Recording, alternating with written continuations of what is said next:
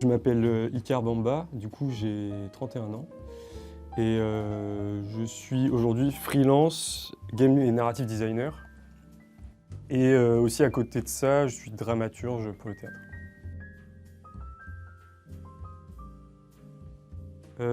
Ouais, du coup, moi j'ai un parcours un peu atypique, j'ai fait un master de philosophie sur Paris. Je me destinais à la recherche, mais le milieu de la recherche est assez concurrentiel, on va dire. Et le jeu vidéo, c'était un milieu qui m'intéressait beaucoup depuis très longtemps. Et donc j'ai décidé de, on va dire, de compléter mes compétences en faisant le master de l'Engmin à Angoulême. À la fois pour gagner en compétences en game design, on va dire c'est un master professionnalisant, donc on a une vraie pratique, on travaille par projet. Et aussi la chance que j'ai eue, c'est que j'ai fait un master en parallèle qui était un master recherche. Donc j'ai fait de la pratique et de la recherche sur le jeu vidéo. Et maintenant, du coup, j'ai à la fois j'ai une double formation, enfin une triple formation presque. Formation théorique en philosophie, en sciences humaines, et une formation pratique et théorique en jeu vidéo, en game design.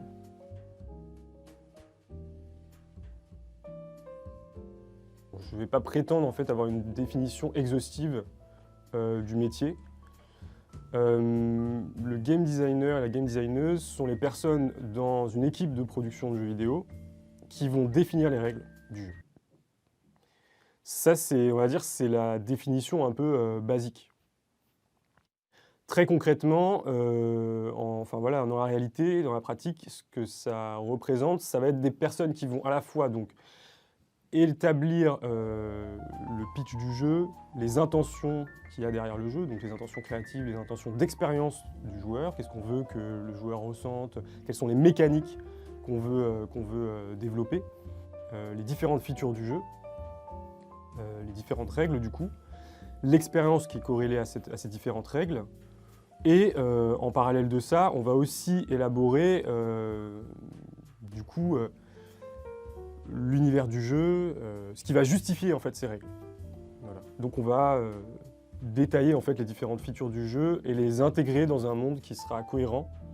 Et donc du coup c'est pour ça que dans le game design, il y a des game designers qui vont s'occuper vraiment des règles du jeu et des différentes features, mais aussi on intègre parfois dans le game design la narration, le level design qui est en fait le level designer qui est la personne qui va construire le block-out du jeu et construire les niveaux en fait. Et aujourd'hui, on a une tendance à séparer les métiers. Donc dans les grosses boîtes, on va avoir des gens qui vont faire le game design, des gens qui vont faire le narrative design, des gens qui vont faire le level design. Et à l'intérieur du game design, on va avoir les economic designers, les system designers, on va avoir vraiment tout un panel de métiers divers qui vont composer en fait cet énoncé qui est élaborer, concevoir les règles du jeu et le jeu d'un point de vue théorique, quoi. Comme il y a plusieurs métiers, ça va être difficile de dire les compétences qui sont nécessaires dans chaque poste. En fait, le game designer qui va être dans un studio indépendant, il va avoir plusieurs casquettes. Il va souvent faire du game design, donc élaborer les features du jeu. Donc ça demande des compétences d'imagination, on va dire, de manière très large. Mais en fait, c'est pas la compétence clé, je dirais. Parce qu'en fait, les features du jeu, on les élabore souvent en équipe. On a des développeurs avec nous qui nous disent ce qui est possible à faire avec la machine, etc.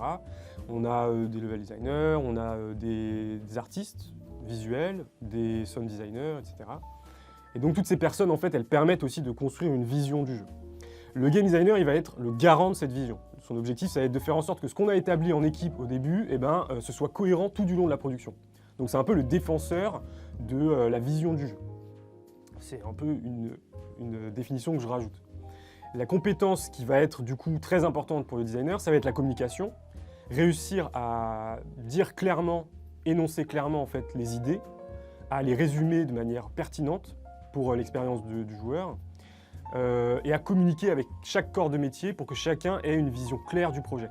Et donc c'est pour ça que c'est important que ce soit la personne qui est toujours en tête la vision du projet, qui soit garante de la vision, parce qu'en fait, c'est elle qui va la défendre auprès de chaque corps de métier, donc des programmeurs, les personnes que j'ai citées, quoi, et qui va parler aussi leur langage, quoi, qui va essayer de traduire les features de jeu qu'on veut développer. Si tu dois parler à des sound designers, à des artistes graphiques, à des développeurs, ça demande que tu sois à la fois calé en termes de communication, que tu sois clair, mais ça demande aussi que tu puisses te mettre un peu à la place des différents corps de métier, comprendre leurs contraintes, comprendre Ça ne te demande pas des développeurs nécessairement, mais ça te demande de comprendre les problématiques qui sont liées à ces métiers-là pour pouvoir leur parler de manière pertinente, parce que sinon tu vas dire des choses et on va pas te comprendre. Donc derrière, je pense que la communication, c'est la clé, parce que derrière la communication, il y a tous ces éléments-là qui sont contenus.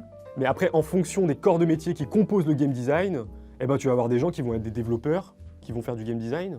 On appellera ça soit des développeurs gameplay, soit des technical game designers. C'est plus des technical game designers, parce qu'après, c'est plus vraiment des game designers. Des gens qui vont équilibrer les jeux, qui vont utiliser les tools des programmeurs, qui vont avoir la main dans le cambouis. Et puis après, tu vas avoir des gens qui vont être beaucoup plus haut niveau, quoi, qui vont designer les features, les grandes features du jeu, les grandes intentions du jeu. Donc les compétences après vont se spécifier en fonction de ta place dans le projet, et ça va être déterminé par rapport à la taille de l'entreprise. Encore une fois, et je finis, si tu es dans un studio indé, tu vas avoir plutôt tendance à faire beaucoup de choses quand tu es game designer. Si tu es dans une grande boîte comme Ubisoft, les game designers ils vont avoir des rôles assez précis, ils vont faire partie d'équipes qui ont des rôles assez précis sur le jeu. Ils vont intervenir à un endroit spécifique du jeu. Il y a déjà les moteurs de jeu qui évoluent très vite. Donc Unity, Unreal, c'est des choses qu'il faut vraiment avoir. Faut les manipuler, il faut connaître les interfaces, il faut savoir en fait s'y repérer. Et après, il y a tout l'outillage technologique qui va complexifier ou diversifier notre métier, quoi. Aujourd'hui, par exemple, il y a l'intelligence artificielle. Et donc, du coup, l'intelligence artificielle, ça pose question sur la manière dont on élabore des features, sur la manière dont on écrit les jeux, dont on design des univers, etc. Parce qu'on peut avoir une aide, un outil, dont on n'a pas encore conscience de toutes les potentialités de cet outil, mais du coup, effectivement, ça nous demande d'apprendre, de nous tenir au courant, etc. Après, je note quand même une chose, c'est que les game designers ont vraiment des profils très divers. Vous allez avoir des gens comme moi qui sont très littéraires, donc qui vont plutôt s'intéresser à l'écriture des jeux, aux features de manière très générale. Et puis vous allez avoir des gens qui sont plus techniques, et qui, eux, vont avoir plus les mains dans le cambouis, et qui, eux, s'intéresseront encore plus à la technique. Donc je pense que ça varie aussi. Notre rapport à la technologie, il varie en fonction de notre appétence et de nos compétences aussi.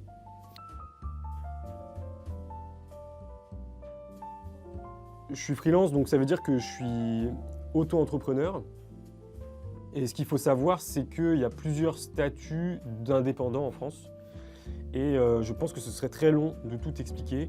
Moi, pour la faire très simple, je me suis déclaré à l'URSSAF du Limousin, parce que c'est celle qui s'occupe des artistes-auteurs. Et les artistes-auteurs, c'est des personnes qui ont une responsabilité morale par rapport à leurs œuvres qu'ils créent de leur esprit. Donc c'est des œuvres de l'esprit ou des œuvres d'art plastique, etc.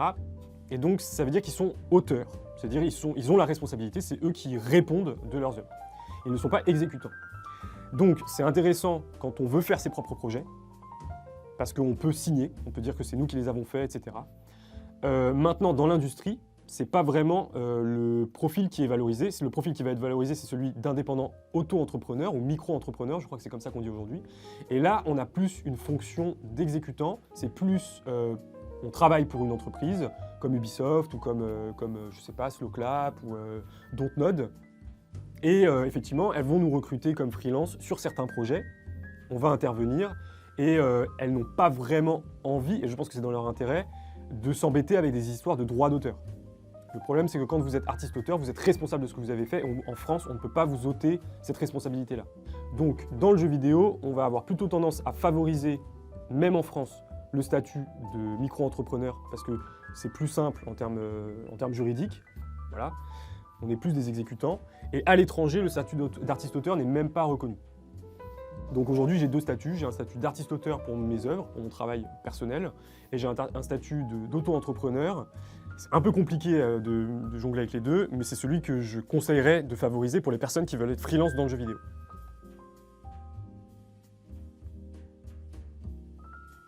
Alors, il n'y a pas de journée type dans mon métier parce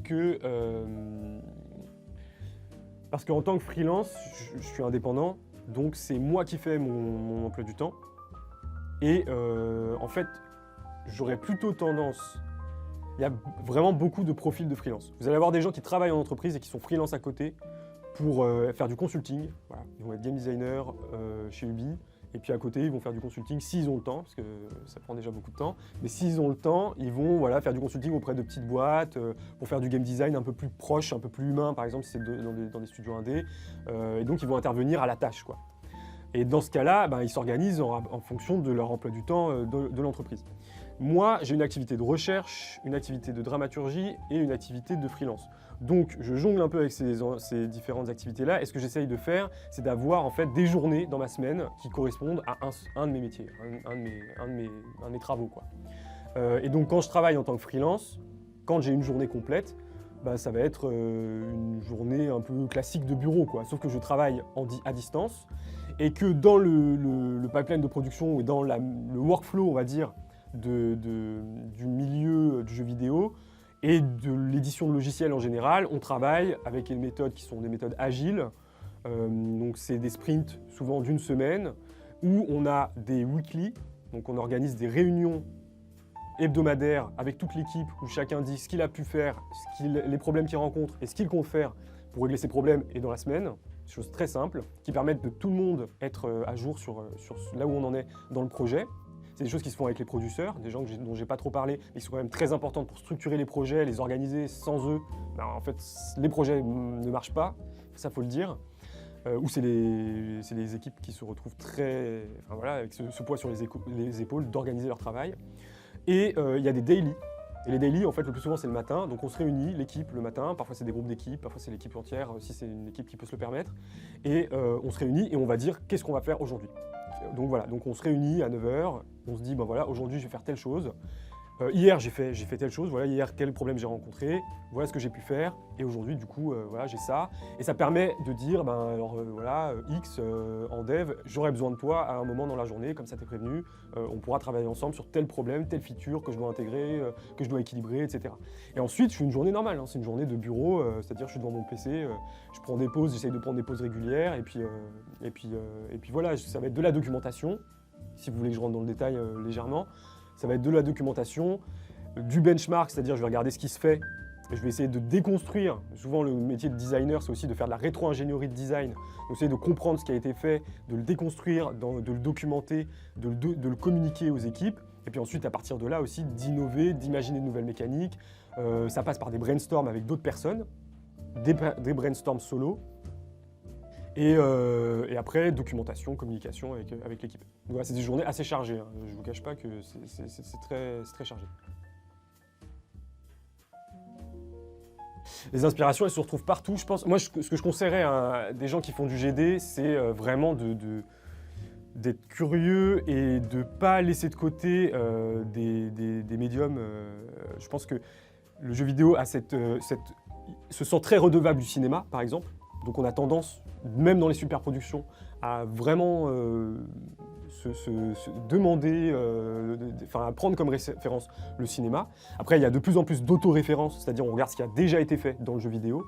Mais je pense qu'il ne faut pas hésiter à sortir de ce cadre-là et aller vers, je fais du théâtre à côté. Donc le rapport à la performance d'acteur, c'est quelque chose qui m'intéresse énormément dans le jeu vidéo, surtout qu'aujourd'hui il y a des technologies, vous parliez de technologie tout à l'heure, de captation des émotions, des corps, qui est de plus en plus développée, qui est de plus en plus poussée, qui est très intéressante.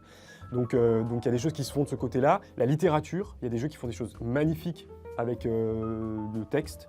Je pense à Disco Elysium, je pense à des jeux comme Kentucky Route Zero qui travaillent aussi avec la profondeur des plans et qui s'inspirent du théâtre.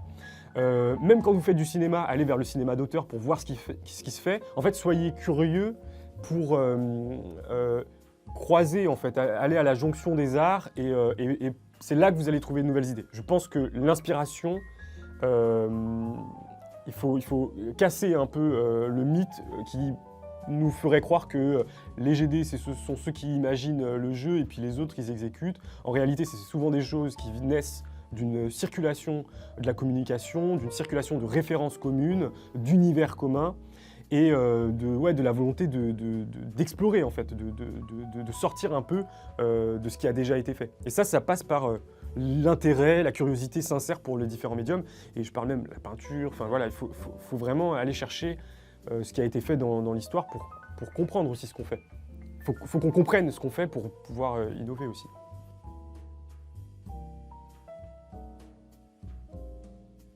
Un projet qui m'a marqué, dans lequel j'ai travaillé, c'est un projet de fin d'études à l'Engmin, où j'ai travaillé sur un FPP, un First Person Platformer.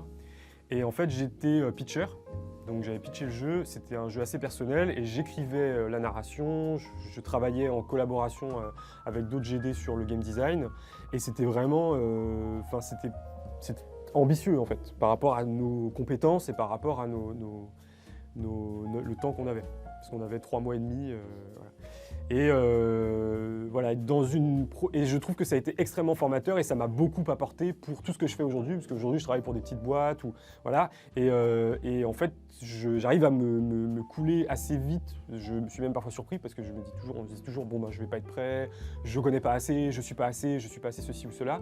Et en fait je suis souvent surpris de me dire mais en fait ça j'ai déjà rencontré dans mon projet de fin d'études. Parce que l'Engmin, ça a cette capacité, par les projets par des mises en situation en fait, à vous mettre dans des situations où vous vous retrouvez à devoir prendre des responsabilités, à faire preuve d'initiative, à dire écoute, voilà, ça, il faut qu'on fasse ce choix-là, il faut qu'on fasse ça, parce qu'on n'a pas le temps, et en fait, dans le jeu vidéo, on n'a pas le temps. Il y a souvent des choix qui doivent être pris, ça ne veut pas dire que ce n'est pas concerté, mais il y a d'autres problématiques, des problématiques économiques, des problématiques temporelles, et des problématiques techniques, de compétences, etc., qui font qu'il faut prendre des décisions, et il faut assumer ses responsabilités quand on prend des décisions, et que parfois on fait des erreurs, etc. Et cette expérience, ça a été extrêmement formateur. Bah ouais. C'est ça qui est fou, c'est que... Alors, je vais quand même temporiser, nuancer ce que je dis. Étant jeune, j'avais une frustration, c'est que je jouais pas assez aux jeux vidéo. J'adorais les jeux vidéo et j'aurais voulu en faire plus. Et donc du coup, j'avais ce rapport un peu fantasmé aux jeux vidéo. Et donc j'en créais, quoi, j'en imaginais. Et donc très vite, je me suis dit, j'aimerais bien en faire mon métier, quoi. J'aimerais bien créer des jeux, créer des univers, etc. Je pense qu'on est beaucoup de jeunes à avoir été bercés par le jeu vidéo, à avoir vécu des moments qui sont très forts et à se dire mais c'est fou, c'est un métier de rêve de créer ça, quoi. Et je pense que les gens qui ont fait du cinéma, qui ont fait du théâtre, je fais du théâtre aussi, c'est parce qu'on a eu des expériences fortes en tant que spectateur, en tant que joueur, qu'on s'est dit mais en fait c'est trop bien comme expérience, c'est ça que je veux faire vivre aux autres. Et alors il y a deux choses. La première chose, c'est qu'entre-temps, j'ai traversé sur le chemin pour faire du jeu vidéo. En fait, c'est avéré que j'avais des qualités littéraires, rédactionnelles, etc. Et donc on m'a orienté vers la philosophie et c'est devenu ma passion. Donc je pratique aujourd'hui la philosophie en recherche et à un haut niveau. Et donc du coup, c'est en train de devenir aussi mon métier. J'essaie de faire ça, de jongler un peu avec les deux, c'est ce dont je parlais tantôt. Et aussi, donc du coup, c'est une première chose, c'est que je ne me suis pas fermé, donc c'est compliqué de dire c'était mon rêve. Mais en tout cas, c'était quelque chose que je voulais faire, voilà. Et la deuxième chose, c'est que je n'ai pas... ce serait faux de dire que le métier que je fais aujourd'hui, c'est le métier de mes rêves. Le métier de mes rêves, c'est un métier où, en fait, c'est plus ce que je fais dans le théâtre, finalement, c'est-à-dire avoir un rapport humain très fort avec les personnes avec qui je travaille, avoir des décisions, un rapport décisionnel, créatif qui est très fort, et ensuite présenter le travail à un public, etc. C'est vraiment aller de bout en bout, avoir cette dimension d'autariat sur l'œuvre. Dans le jeu vidéo aujourd'hui, à mon niveau, et ça c'est vraiment un spoiler pour tous les juniors, vous n'aurez pas ce rôle-là. Vous n'aurez pas de rôle de directeur créatif ou de game director quand vous sortirez d'école et quand vous créerez. Et au contraire, et ça c'est quelque chose à laquelle vous devez faire très attention, c'est qu'il faut développer des compétences d'exécution documentation, technique, utilisation des moteurs, blueprint si vous n'êtes pas techos, technique, enfin, c'est-à-dire dev, si vous avez ces compétences-là, si vous avez cette appétence-là, parce que en fait, c'est des choses que l'industrie va vous demander, et ça va être un peu la gate, on va dire la porte d'entrée pour ensuite accéder à des compétences qui sont plus élevées. Ça ne veut pas dire que vous ne pouvez pas faire du narrative design, que vous ne pouvez pas faire du level design, mais en GD, j'ai le sentiment, c'est mon expérience qui est quand même assez maigre, c'est qu'il faut être, comme tu disais tout à l'heure, faut avoir plusieurs casquettes, il faut être polyvalent. Et en même temps, et ça c'est un peu le côté un peu bicéphale du truc, c'est qu'il faut avoir des endroits où on est vraiment fort. Donc il faut être polyvalent, parce que ça vous permet de répondre à plusieurs demandes, mais il faut être quand même, faut avoir un cœur de métier, quoi. Il faut avoir un truc où vous vous dites, ben ça c'est vraiment là-dedans que je vais être fort, que je vais développer mes compétences.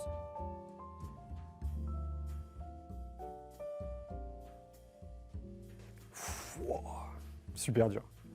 Super dur. Mais on va dire que la série Dishonored m'a beaucoup marqué en termes de système, de game design pur. Je trouve ça brillant.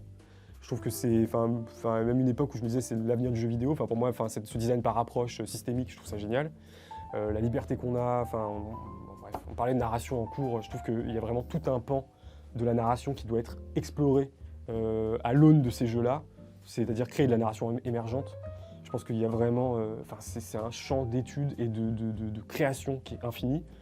Et ensuite, la série des Last of Us m'a beaucoup marqué. M'a beaucoup marqué parce que je me suis dit vraiment, j'étais en études littéraires et je me suis dit, mais en fait, il y a des gens qui écrivent dans le jeu vidéo. Il y a des gens qui écrivent, même si c'est très américain, très Truby, très la méthode. Mackie, c'est des méthodes de narration qui sont un peu classiques aujourd'hui. Je trouve que ça montre, et c'est ce que je disais tout à l'heure, ça montre qu'il y a une capacité de nouer des relations, des liens quasiment magiques, émotionnels avec des personnages de fiction qui sont, et je le dis, c'est inouï. Ça n'a jamais été fait dans l'histoire de l'humanité. C'est-à-dire que créer ce genre de relation-là, c'est pas le cinéma qui peut le faire. Et donc je pense qu'il y a aussi cette... ça m'a beaucoup inspiré, quoi. Je me suis dit, mais ouais, vraiment, ce médium a une grande force. Et ça, je pense que ça... Voilà. Faut pas le prendre à la légère, quoi. Merci à vous, c'était cool.